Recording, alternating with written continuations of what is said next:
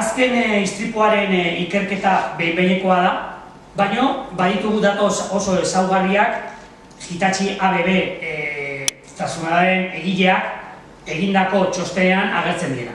Lehenengoa, lehen izan duguna. Honek ez dauka konponketarik. Ez dute aurkatzen hau konpontzea dituen kalte oso larria dielako eta konponezina dielako.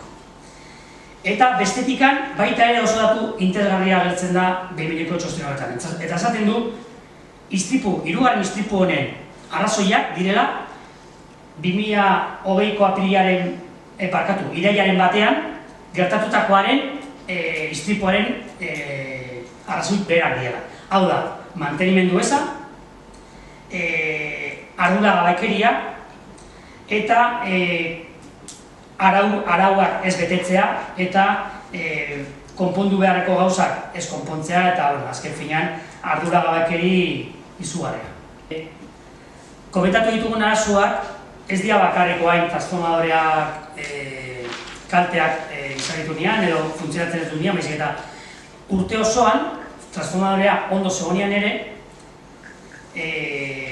baita ere ezinezkoa izan da ekoiztea beraiek aurreratu zituzten energia elektriko maila, ez? Beraiek izan zuten publikoki 160.000 megabatioak urteko ekoiztuko zituztela, de hecho izan zuten 55.000 etxebizitzarako argindar nahikoa. Guk egin dugu, operador ibérico del mercado eléctrico da iturri ofiziala, hor beraiek esan dute eguneko zenbat ekoiztu behar duten, iturria beraiek dira, eta hor daukagu grafika horretan zenbat ekoiztuten eguneko. Ikusten bali badugu grafika ikusten da. Beraiek esan dakoa bakarrik lortu dute urte osoko aste batean, 2021 bateko uztailean lortu zuten hori ekoiztea. Bestela egon dira berez 21 tipiko lortu zuten uztailean, baina bestela egon dira 4 eta 9 gehienez hor tarte horretan. Eta gaur egun 6 megabatio baino gehiago ezin dira zarera eman. Batuketa egin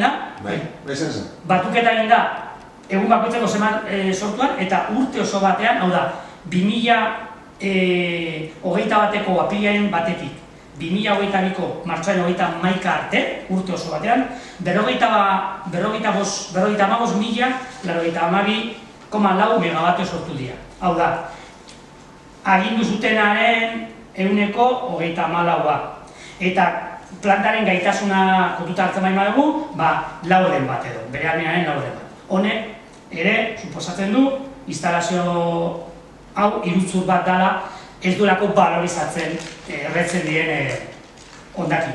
Orain gaur egun zein da egoera? Egoera da, bakarrik 6 megabatioko ahalmen provisionala badagoela, baimena dutela, instalazio provisionala hau erabiltzeko baimena azaroan bukatzen da. Orduan, hor ez dakigu zer gertatuko da azaroan, zeren baimena bukatzen da, ez dute konpondu, ez dute eskatu berri bat, ez dago transformadore berririk, eta berez, ezin izango litzateke valorizazioa bete eta berez proiektua iruzur bat izango litzateke eta gaina bere funtzioa, porque baimena, ingurumen baimena, valorizazio planta batena da, ez erraustegi batena, eta hau erraustea izango litzateke betianik ukatu egin dutena, ez zara izango inolaz ere erraustegi bat, eta horretan bihurtu da.